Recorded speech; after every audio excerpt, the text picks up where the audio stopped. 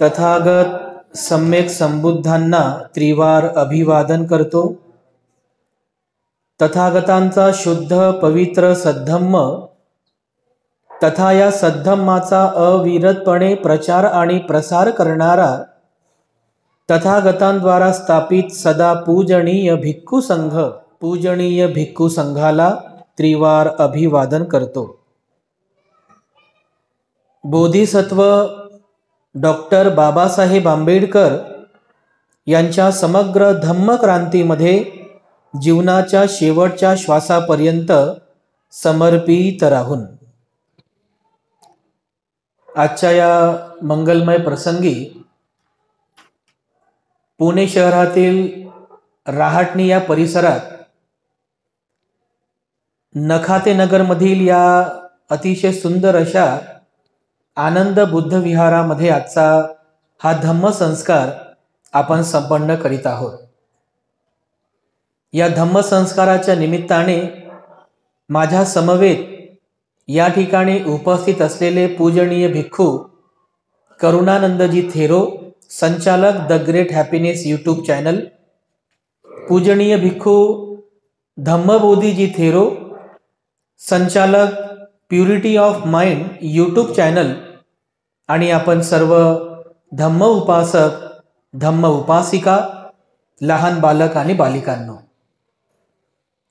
धम्मदेशनेला सुरुवात करण्यापूर्वी सर्वप्रथम आपल्या सर्वांप्रती मी अनंत मंगल कामना, मंगल आशीष अर्पण करतो।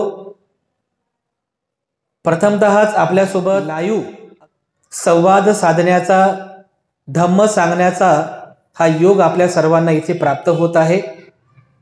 यापूर्वी आपण सर्वांनी भिक्खू संघाची धम्म प्रवचने, धम्म देसना मोबाईलवरती यूट्यूबला नक्कीच ऐकलेली आहे, नेहमीच ऐकता।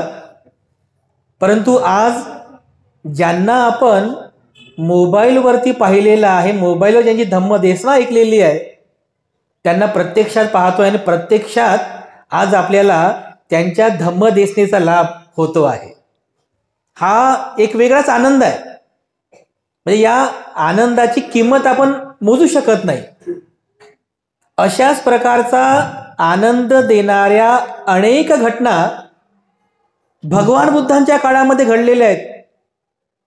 जसं एक उपासक होता अनाथ पिंडक, की ज्याने त्याच्या लहानपणी केवळ ऐकलेलं असतं एका ब्राह्मणांकडून, विद्वानांकडून, की बुद्धाचा जन्म अतिशय दुर्मिळ आहे, बुद्धांचं दर्शन होणे अतिशय दुर्मिळ आहे, बुद्धांकडून सद्धम्माची देसना ऐकणं हे सुद्धा अत्यंत दुर्मिळ आहे।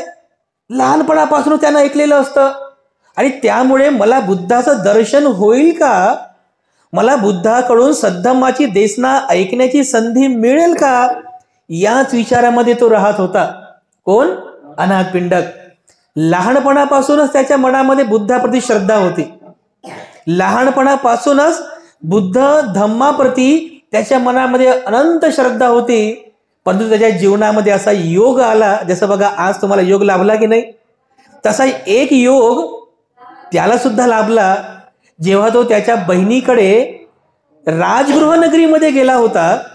तर राजगृह नगरीमध्ये गेल्यानंतर त्याने बघितलं की राजगृह म्हणजे सगळीकडे रेलचेल सुरू आहे, धावपळ सुरू आहे, स्वयंपाकाची तयारी सुरू आहे, मंडप टाकणं सुरू आहे।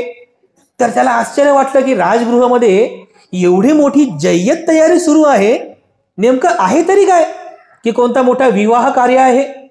तर त्याने आपल्या घरच्यांना विचारलं, म्हणजे बहिणीच्या घरी विचारलं की आपल्या राजगृह नगरीमध्ये एवढी मोठी जय्यत तयारी सुरू आहे, कोणता मोठा समारंभ आहे का।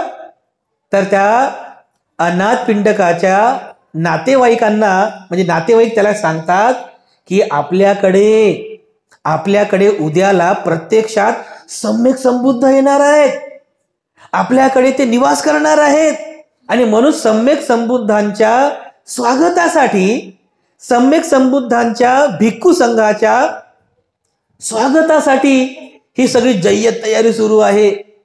भगवान बुद्धांचं नाव ऐकल्याबरोबर त्याला स्मरण झालं त्याचं लहानपणी ऐकलेलं विद्वान जणांकडून, महापुरुषांकडून त्यानं ऐकलेलं असतं की बुद्धाचा जन्म अतिशय दुर्मिळ आहे, बुद्धाचं दर्शन होणे सुद्धा अतिशय दुर्मिळ आहे, आणि बुद्धाकडून सद्धम्माची देसना ऐकणं तर हे त्यापेक्षाही दुर्मिळ आहे. जेव्हा त्याने बुद्ध केवळ हा शब्द ऐकला की अरे बुद्ध येणार आहेत, बुद्ध येणार आहेत, केवळ या एका बुद्ध या शब्दामुळे त्याला त्या सगळ्या गोष्टींचं स्मरण झालं, आणखीन श्रद्धा उत्पन्न झाली, आणखीन श्रद्धा जागृत झाली, आणखीन श्रद्धा द्विगुणित झाली, आनंद झाला त्याला, जसं आज तुम्हाला होतोय. भिक्खू संघाला प्रत्यक्षात बघून जसं आज तुम्ही आनंदित झाले की ज्यांना आपण मोबाईलवरती बघितलं, ज्यांचा आवाज आपण ऐकला, ज्यांना केवळ मोबाईल युट्यूबलाच पाहिलं, आज प्रत्यक्ष त्यांना पाहतोय, आज प्रत्यक्ष त्यांना आपण ऐकतोय. असाच आनंद त्या अनाथ पिंडकाला झाला होता की अरे मी ज्यांना फक्त ऐकले, म्हणजे ज्यांचे फक्त शब्द मी ऐकले, ज्यांच्या प्रती मी भविष्यवाणी ऐकली होती, अरे ते बुद्ध प्रत्यक्षात उद्या राजगृह नगरीमध्ये येणार आहेत, त्या बुद्धांचं प्रत्यक्ष दर्शन अरे मला होणार आहे. अरे किती हा आनंद, म्हणजे त्याला होणारा जो आनंद आहे, मी हा आनंद कोणाला सांगू, म्हणजे मला किती आनंद होत आहे. त्याला खूप आनंद झाला, खूप आनंद झाला. लगेच त्याने इच्छा प्रकट केली की मला आत्ताच बुद्धाचं दर्शन करायचं आहे, मी जातो, मला सांगा बुद्ध कुठे विहार करीत आहेत. तर घरचे लोक म्हणतात अरे थांबा, अनाथ पिंडक थांबा, अनाथ पिंडक तुम्ही थांबा, आपल्याकडे भगवान बुद्ध प्रत्यक्ष उद्या येणारच आहेत, त्याच्यामुळे तुम्ही घाई करू नका. जेव्हा भगवान बुद्ध आणि संघ आपल्याकडे येतील तेव्हा तुम्ही प्रत्यक्ष त्यांचं दर्शन घ्या. अनाथ पिंडकाने स्वतःवरती संयम ठेवला आणि विचार केला ठीक आहे, उद्या तर प्रत्यक्षात भगवान बुद्ध आणि संघ येणारच आहे, तर आपण उद्या नक्कीच बुद्धाचं दर्शन करूया. तर साहित्यामध्ये असं लिहिलेलं आहे, असा उल्लेख आहे की रात्रभर त्याला झोप लागली नाही, तो झोपायचा, लगेच उठायचा, झाली का सकाळ, बुद्धांचं दर्शन करायचं आहे, पुन्हा झोपायचा, पुन्हा उठायचा, झाली का सकाळ, आणि पाहायचा की अरे अजूनही अंधार कुठंच आहे, अंधारच आहे, सकाळ झाली नाही, पुन्हा झोपायचा, सकाळ झाली का, पुन्हा झोपायचा. असं करत करत त्यांनी अख्खी रात्र जागूनच काढली, त्याला झोप लागली नाही. बघा जसं आता तुम्हाला आनंद झाला की नाही, 10 वाजेपासून तुम्ही तयारीला लागले, आम्ही वेळ दिली होती 11 वाजेची, आम्हालाच उशीर झाला काही कारणास्तव, 11 वाजेपासून तुम्ही वाट पाहतात, फुलांच्या पाकळ्या तयार केल्या, स्वागताची तयारी केली, आणि भिक्खू संघ कधी येईल, कधी भिक्खू संघाचं दर्शन होईल, कधी भिक्खू संघाचं आम्ही स्वागत करू, कधी आम्हाला हे भोजनदान देण्याची संधी मिळेल, कधी भिक्खू संघाकडून धम्मदेसना ऐकायला मिळेल, हे सगळे विचार तुमच्या पण डोक्यामध्ये फिरत असतील. तेव्हापासून तुम्ही अत्यंत आतुरतेने भिक्खू संघाची वाट पाहतात.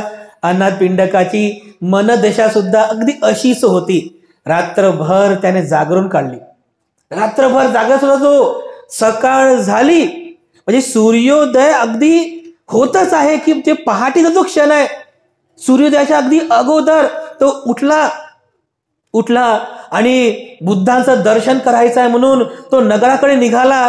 आणि मग बुद्धांना पाहत पाहत बुद्ध सध्या कुठे आहेत अशी विचारणा करत करत करत तो शेवटी एका जणाला विचारतो की सध्या भगवान बुद्ध कुठे विहार करीत आहेत. तर आपल्या सर्वांनाच माहिती आहे, राजगृह नगरीमध्ये राजा बिंबिसाराने भगवान बुद्धांना आणि भिक्खू संघाला ते वेळूवनाचं दान दिलं होतं. भगवान बुद्ध प्रमुख भिक्खू संघाला ते पहिलं, म्हणजे भिक्खू संघाला प्राप्त झालेलं ते पहिलं दान, वेळूवनाचं दान राजगृहमध्ये प्राप्त झालं होतं. तर त्याला सांगण्यात आलं की भगवान बुद्ध सध्या बिंबिसाराने दान दिलेल्या वेळूवनामध्ये विहार करीत आहेत.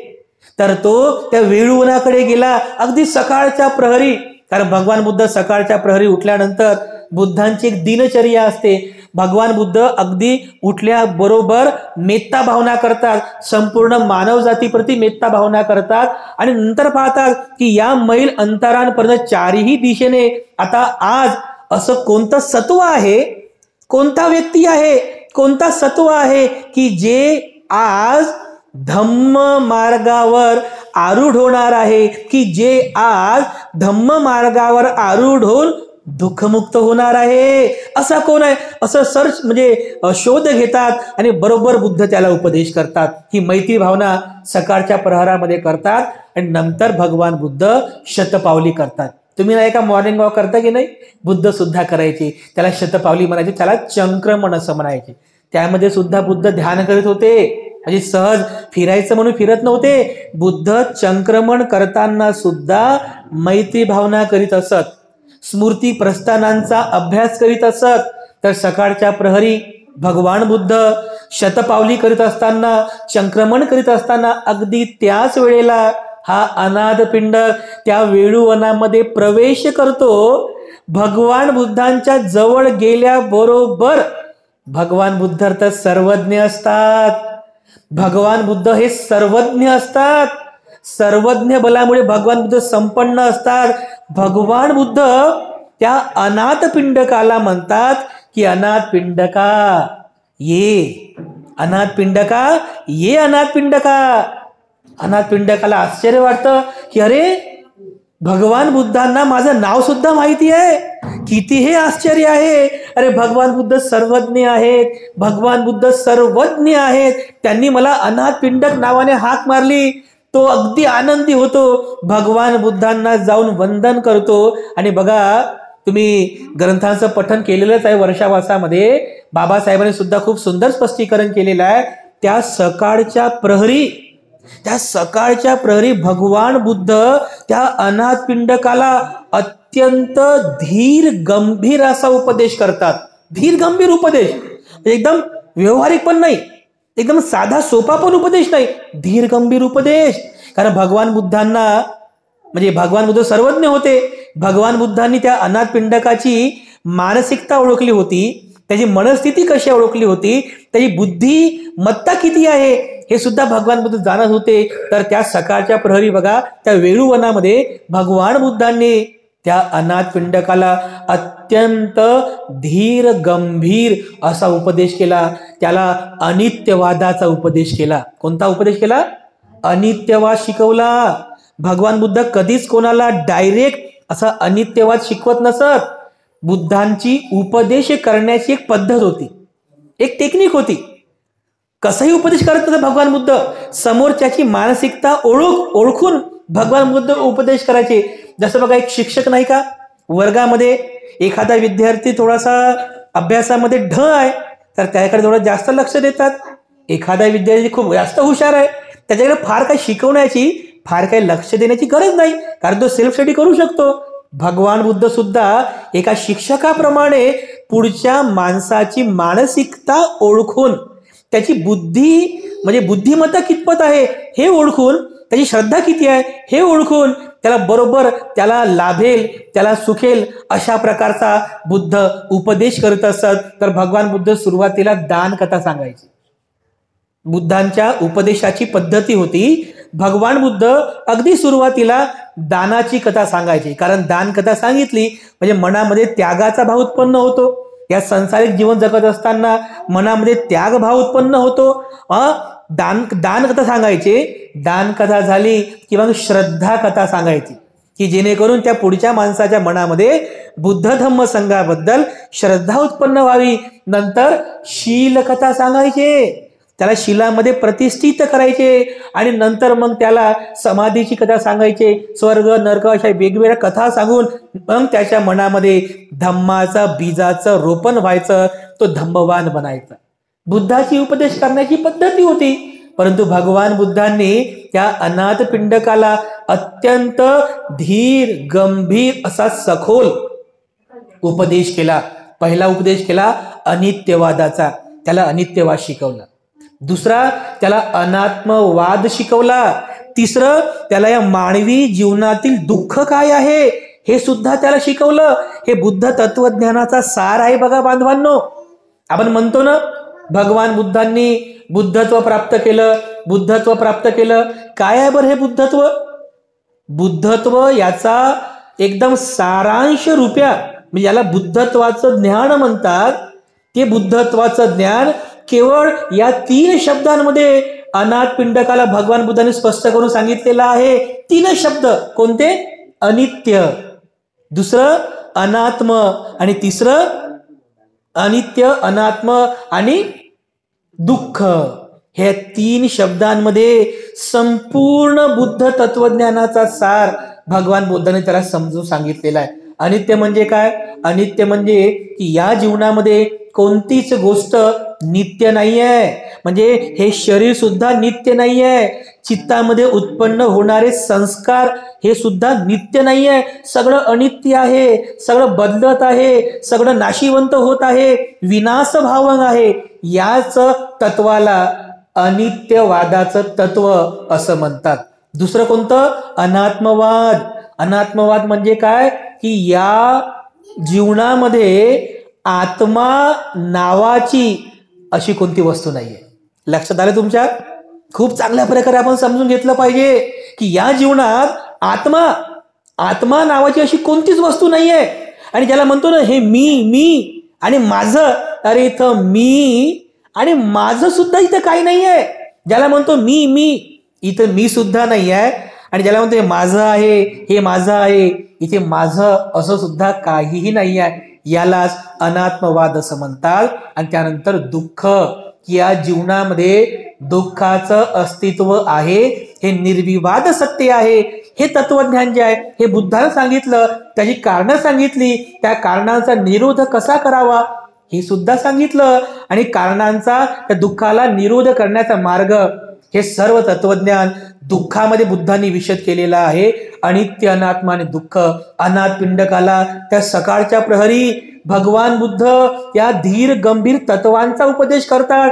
बघा, अनाथ पिंडक सुद्धा किती श्रद्धावान होता, त्याची बुद्धिमत्ता सुद्धा किती प्रगल्भ होती. त्याच वेळेला अनाथ पिंडकाने अनित्यवाद समजून घेतला. अगदी त्याच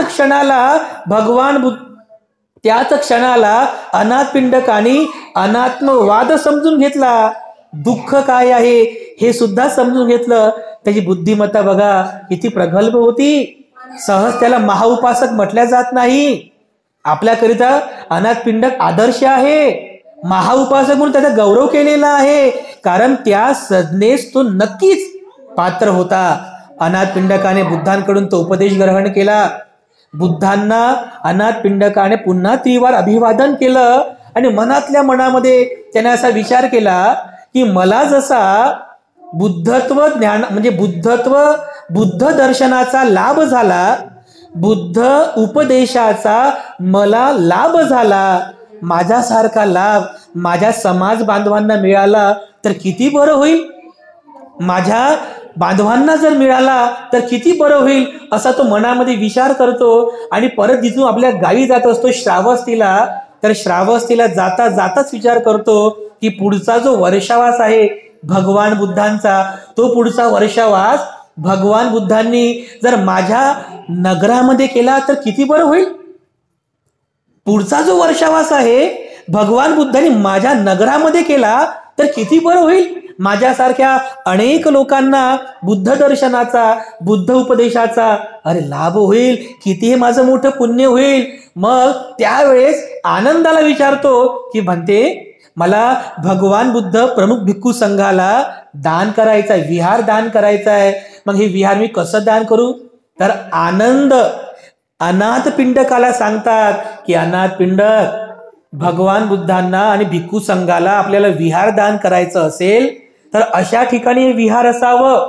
विहार म्हणजे काय, की ज्या ठिकाणी भिक्खू संघ राहतात, जिथे बुद्ध राहतात त्याला विहार असं म्हणतात. विहार अशा ठिकाणी असावं की ते विहार नगरापासून अत्याधिक दूर सुद्धा असू नये, किंवा ते विहार नगराच्या अगदी जवळ पण असू नये. कारण जर विहार नगरापासून खूप दूर असेल तर उपासक उपासिकांना त्या ठिकाणी जाण्यासाठी अडचण निर्माण होईल. किंवा ते विहार अगदी नगराच्या जवळ असेल तर नगरातील विविध प्रकारच्या संकटांमुळे, विविध प्रकारच्या अकुशल गोष्टींमुळे विहारामध्ये राहणाऱ्या बुद्धांना आणि भिक्खू संघाला त्रास होईल. त्यामुळे अशा प्रकारचे विहार असलं पाहिजे, ना अधिक दूर ना अधिक जवळ. असं विचार करता करता करता तो श्रावस्ती नगरीच्या प्रवेशद्वारापर्यंत पोहोचतो. आणि आता विचार सुरू आहे की मला बुद्ध प्रमुख भिक्खू संघाला दान करायचं आहे, विहार दान करायचा आहे, असं विचार करतानाच त्याची नजर एका वनात गेली, म्हणजे एका वनावरती पडली. अतिशय सुंदर वन होतं, गार्डन, बगीचा. त्याची नजर पडली, ते जे गार्डन होतं, ते जे वन होतं, ते वन एका जेत कुमार राजाचं होतं. जेत कुमार राजा श्रावस्तीचा. त्या जेत कुमार राजाचं वन असल्यामुळे त्याला जेतवन असं म्हणायचं.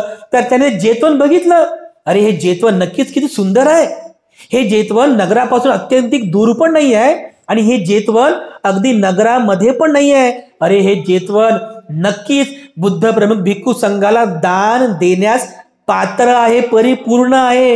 हे जेतवन ही भिक्खू संघाला, बुद्ध प्रमुख भिक्खू संघाला दान देईल.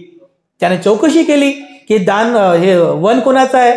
तेव्हा त्याला समजलं, अरे हे वन तर जेतकुमार राजाचं आहे. तो जेतकुमार राजाकडे गेला आणि जेतकुमारला भेटल्याबरोबर म्हणतो की राजा, तुमचं जे वन आहे ते जेतवन मला पाहिजे. त्या राजकुमाराला वाटलं की अरे हा अनाथपिंडक ह्या वनाचं करणार तरी काय. त्याला द्यायची इच्छा नव्हती, पण पुन्हा अनाथपिंड म्हणतो की नाही, तुम्हाला जी किंमत पाहिजे ती किंमत मी देण्यास तयार आहे, पण हे वन मला पाहिजे. जेतकुमाराला वाटलं की याला काही म्हणजे आपण म्हणतो ना, काय पागल झाला की काय, काही कामाची वस्तू नसताना घेऊ लागलं. त्याला असा विचार झाला की अनाथपिंडक तर व्यापारी आहे, या वनाचं तो करणार तरी काय. अरे हा तर माझ्या मागेच लागला. शेवटी त्याला न देण्याच्या विचाराने किंवा सकारात्मक म्हणून तो अनाथपिंडकाला म्हणतो की ठीक आहे, तुला वन पाहिजे ना, ठीक आहे, मी देण्यास तयार आहे, पण एका अटीवर. जेवढं माझं वन आहे त्या संपूर्ण जागेवर सोन्याच्या मोहरा अंथरून दे. संपूर्ण जागेवरती सोन्याच्या मोहरा अंथरून दे. तू जेवढ्या जागेवर सोन्याच्या मोहरा अंथरशील ती संपूर्ण जागा तुझी होईल. जेतकुमाराने असं म्हटल्याबरोबर मागचा पुढचा जराही विचार न करता हा अनाथपिंडक ताडकन उठला, घरी गेला आणि काय करतो, अरे बैलगाड्याने भरून त्याने सुवर्ण मुद्रा आणल्या, मोहऱ्या सोन्याच्या मोहरा, बैलगाड्या भरून, पोते भरून त्याने स्वर्ण मुद्रा मोहरा आणल्या आणि अगदी सुरुवात केली त्या संपूर्ण जागेवर त्या सोन्याच्या मोहरा अंथरायला सुरुवात केली. एका सेवकाने जाऊन सांगितलं जेतकुमार राजाला, अहो राजा, तुम्ही जे अनाथपिंडकाला सांगितलं अंतरण्यासाठी, सोन्याच्या मोहरा अंतरण्यासाठी, अहो तो खरोखर अंतरतोय, चला लवकर, सगळी जागा निघून जाईल तुमच्या हातून. त्याला सुद्धा आश्चर्य वाटलं. जेतकुमार राजा तात्काळ त्या क्षणाहून तिथून निघाला, जेतवनामध्ये येऊन पोहोचला आणि पाहतो तर काय, अर्ध्यापेक्षा जास्त जागेवर अनाथपिंडकाने त्या सुवर्ण मुद्रा अंथरलेल्या होत्या. त्या अनाथपिंडकाने जराही विचार केला नाही की माझ्याकडच्या सुवर्ण मुद्रा, माझ्याकडचा पैसा हा संपेल, माझं कसं होईल. बिलकुल विचार केला नाही. त्याने केवळ भिक्खू संघाला दान करायचं आहे. भिक्खू संघाला इथे विहार करण्यासाठी, भिक्खू संघाचं बुद्धांचं दर्शन लाभ होण्यासाठी, बुद्ध उपदेशाचा लाभ होण्यासाठी केवळ एवढाच विचार केला.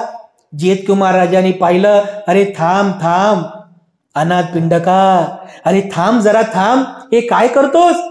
एवढ्या कसोशीने तू प्रयत्न करतो आहे, तू तुझ्याकडची संपूर्ण जीवनाची संपत्ती या जमिनीवरती बहाल केली. अरे तू या जागेचं करणार तरी काय. तर अनाथपिंडक म्हणतो की अरे राजकुमारा, ही जी जागा आहे, ही जागा मी बुद्ध प्रमुख भिक्खू संघाला दान करणार आहे. ही जागा, हे वन मी बुद्ध प्रमुख भिक्खू संघाला दान करणार आहे. तो जेतकुमार राजा सुद्धा श्रद्धावानच होता. त्याने सुद्धा बुद्ध नाव ऐकलं. अरे बुद्ध प्रमुख भिक्खू संघाला ही जागा, हे वन तू दान करणार आहेस. अरे किती हे मोठं पुण्य, अरे किती हे महापुण्य तू करीत आहेस. अरे थांब, माझं सुद्धा या पुण्यामध्ये सहभाग असू दे, मला सुद्धा थोडंसं पुण्य मिळू दे, म्हणून ती जेवढी जी जागा राहते उरलेली ती जागा तो थांब आता, किमान एवढ्या जागेचं दानाचं पुण्य मला प्राप्त होऊ दे. अनाथ पिंडकाला तो थांबवतो आणि नंतर उरलेली जेवढी पण जागा आहे तो स्वतःकडून दान देण्याचा संकल्प करतो. बघा, अनाथ पिंडकाने आपल्याकडच्या संपूर्ण सुवर्ण मुद्रा अंथरल्या आणि जेत कुमार राजाकडून ती जागा घेतली आणि नंतर त्या ठिकाणी भगवान बुद्धांना राहण्यासाठी, भिक्खू संघाला राहण्यासाठी विहारांची निर्मिती केली. तुमच्यापैकी कोण कोण श्रावस्तीला गेलं बरं? तुम्ही गेले? श्रावस्तीला जाऊन बघा, ते जे वैभव आहे बौद्ध धर्माचा वारसा, ते वैभव आजही आपल्याला त्या उत्खननित अवशेषामध्ये पाहायला मिळतं. किती तो मोठा परिसर, आज तरी आपला एकदम छोटा परिसर दिसतो, पण जो किती मोठा परिसर म्हणतो तो. अनाथ पिंडकाने त्यावेळेस 14 एकरचा परिसर, 14 एकर पसरलेलं जेतवन बुद्ध प्रमुख भिक्खू संघाला दान दिलं होतं. आणि फक्त दानच दिलं नाही, ते वनच दान दिलं नाही, तर त्या ठिकाणी त्या वनामध्ये त्या सगळ्या सुवर्ण मुद्रा पुन्हा खर्च करून त्या ठिकाणी भगवान बुद्धांना राहण्यासाठी सुंदर असं मूलगंध कुटीचं निर्माण कार्य केलं. भिक्खू संघाला राहण्यासाठी विविध प्रकारचे विहार, महाविहाराची निर्मिती केली. भिक्खूंना आंघोळीची व्यवस्था केली, तिथे विहिरींची व्यवस्था केली, सगळी व्यवस्था केल्यानंतर बघा, त्या एवढ्या विशाल जागेमध्ये अनाथ पिंडकाने त्या विहाराची निर्मिती केली. ते जेतवन सुशोभित केलं आणि जेव्हा भगवान बुद्धांना निमंत्रित केलं, भगवान बुद्ध भिक्खू संघ त्या ठिकाणी येतात. त्या ठिकाणी अनाथ पिंडकाकडून पाणी ग्रहण करून, म्हणजे विधी असतो पाणी सोडण्याचा विधी, त्या विधीपूर्वक भगवान बुद्धांनी अनाथ पिंडकाकडून ती जेतवन विहार भिक्खू संघास दान म्हणून स्वीकार केलं. आणि त्यानंतर तिथे त्या वर्षीचा पहिला वर्षावास भगवान बुद्धाने तिथे केलेला आहे. एकच वर्षावास नाही, त्या जेतवनामध्ये भगवान बुद्धांनी केवळ एकच वर्षावास केला नाही, त्या जेतवनामध्ये भगवान बुद्धांनी 19 वर्षावास केले. आणि त्या जेतवनापासून अगदी काही हाकेच्या अंतरावरती महाउपासिका विशाखाने दान दिलेलं एक पूर्वाराम नावाचं पण विहार तिने दान दिलं होतं. आज ते विहार अगदी भग्नावशेषामध्ये आहे, विटंबित झालेलं आहे, पण त्याचे अवशेष आजही श्रावस्तीमध्ये आपल्याला पाहायला मिळतात. त्या विशाखेने दान दिलेल्या त्या पूर्वाराम विहारामध्ये 6 वर्षावास केले. असे एकूण श्रावस्तीमध्ये 25 वर्षावास भगवान बुद्धांनी केले. बघा, ज्या अर्थी भगवान बुद्धांनी श्रावस्तीच्या जेतवनामध्ये 19 वर्षावास केले, विशाखेच्या पूर्वाराम विहारामध्ये 6 वर्षावास केले, 25 वर्षावास त्या श्रावस्तीमध्ये संपन्न केले. याचा अर्थ सर्वाधिक उपदेश सुद्धा श्रावस्तीमध्ये केलेले आहेत. सर्वाधिक उपदेश मध्यम निकाय ग्रंथातील 3/4 भागातील जे सुत्त आहेत, जे उपदेश आहेत, ते बुद्धांनी श्रावस्तीमध्ये केलेले आहेत. विविध प्रकारच्या महत्वाच्या घटना सुद्धा श्रावस्तीमध्येच घडलेल्या आहेत. बघा, अंगुलीमालाची घटना श्रावस्तीमध्ये घडली, चिंचा नारीची घटना श्रावस्तीमध्ये घडली, सारीपुत्त महामोगलाय यांची इतर धर्माची चर्चा श्रावस्तीमध्ये घडली, देवदत्ताचा अंत श्रावस्तीमध्ये झाला, विशाखेचं पूर्वाराम विहारची घटना श्रावस्तीमध्ये झाली. अशा अनेक महत्वाच्या घटना आहेत की ज्या सगळ्या घटना या श्रावस्तीमध्ये घडलेल्या आहेत. एवढी पुण्यवान भूमी ती श्रावस्ती ठरली. त्याच श्रावस्तीमध्ये अनेक भिक्खू झाले, अनेक भिक्षुणी झाल्या, अनेक अरहंत झाले, अनेक भिक्षुणी अरहंत झाल्या, अनेक उपासक झाले, अनेक उपासिका झाल्या. ह्या सगळे आपल्यासाठी आदर्श आहेत. एवढी प्रेरणादायी घटना बुद्ध काळामध्ये घडली. त्या अनाथ पिंडकाने एवढे विशाल जेतवन विहार बुद्ध प्रमुख भिक्खू संघाला दान दिलं. आजीवन भिक्खू संघाची सेवा केली. त्या विशाखेने ते जेतवन जेतवनाच्या बाजूलाच असलेलं पूर्वाराम विहार भिक्खू संघाला दान दिलं आणि जीवनभर पर्यंत ते भिक्खू संघाची सेवा केली, अस्तशील उपोषित व्रताचं पालन केलं. हे आपल्या सर्वांसाठी आदर्श आहेत. म्हणून जे जे पुरुष मंडळी आहेत त्या पुरुष मंडळींकरिता ज्यांचा आदर्श तुम्ही घ्यावा तो अनाथ पिंडक आहे. महिला माता भगिनी सुद्धा ज्यांचा आदर्श तुम्ही घ्यावा ती महाउपासिका विशाखा आहे. म्हणून बौद्ध साहित्यामध्ये, बौद्ध इतिहासामध्ये महाउपासक अनाथ पिंडक म्हणून आपल्या सर्वांसाठी आदर्श आहे. महाउपासिका विशाखा सुद्धा आपल्या सर्वांसाठी आदर्श आहे. म्हणून बांधवांनो, अनाथ पिंडकाचा आदर्श घ्या, विशाखेचा आदर्श घ्या. महान दानशूर बना, शीलवान बना, श्रद्धावान बना. यामध्ये आपल्या सर्वांचं जय मंगल कल्याण आहे. नक्कीच आपण सर्व श्रद्धावान आहातच. बुद्ध धम्म संघावर आपली खूप श्रद्धा आहे. कारण इथे आल्यानंतर सांगायची गरज नाहीये. म्हणजे इथे आल्यानंतर तुम्हाला मी श्रद्धावान आहोत अशी सांगायची गरज नाहीये. विहार बघितल्यानंतर लगेच समजतं आम्हाला विहार कसं आहे, विहारामध्ये स्वच्छता आहे की नाही, विहारामध्ये फूल अर्पण केलेले आहेत की नाही, विहारामध्ये लोक रोज येतात की नाही. या सगळ्या गोष्टी आम्ही पाहिल्या की आम्हाला बरोबर समजते की विहारामध्ये येणारे किंवा विहाराच्या परिसरामध्ये राहणारे उपासक किती श्रद्धावान आहेत. तुम्ही तर नक्की श्रद्धावान आहात बघा. म्हणजे मला वाटतं किती 2003 मध्ये ना ही जागा घेतली तुम्ही, 2002 का 3च्या दरम्यान तुम्ही ही जागा घेतली. जवळपास 20-22 वर्षे होऊन गेले ना. 20-22 वर्षांपूर्वी ही जागा विकत घेतली. जुन्या पिढीच्या कार्यकर्त्यांनी ही जागा विकत घेतली, पैका जमा केला. राजकारणाचा पैसा नाही, अगदी गरीबातल्या गरीब माणसाचा 1-1 रुपया पैका जमा करून हे विहार या ठिकाणी निर्माण केलं. आणि 1 मजलीच नाही, 3 मजली विहार. आम्हाला तर आश्चर्य वाटलं बघा. हे 600 का 800 स्क्वेअर फीटची जागा आहे. एवढ्याही कमी जागेमध्ये इतकं सुंदर विहार निर्माण केलं. खालच्या फ्लोअरला म्हणजे ग्राउंड फ्लोअरला भिक्खूंची राहण्याची व्यवस्था आहे. फर्स्ट फ्लोअरला त्या ठिकाणी लायब्ररीची व्यवस्था, अभ्यासिकेची व्यवस्था तुम्ही केलेली आहे. वरच्या फ्लोअरला अतिशय सुंदर छोटंसं आहे, पण अतिशय टुमदार सुंदर असं बुद्ध विहार या ठिकाणी आहे. बुद्धांचं अधिष्ठान बघा किती सुंदर आहे. हे जे सगळं काही निर्माण कार्य या ठिकाणी झालेलं आहे हे आपल्या श्रद्धेची पावती आहे. त्यामुळे नक्कीच आपण सर्व खूप श्रद्धावान आहात. आपली बुद्ध धम्म संघावरती खूप नितांत श्रद्धा आहे. बाबासाहेबांवरती नितांत श्रद्धा आहे.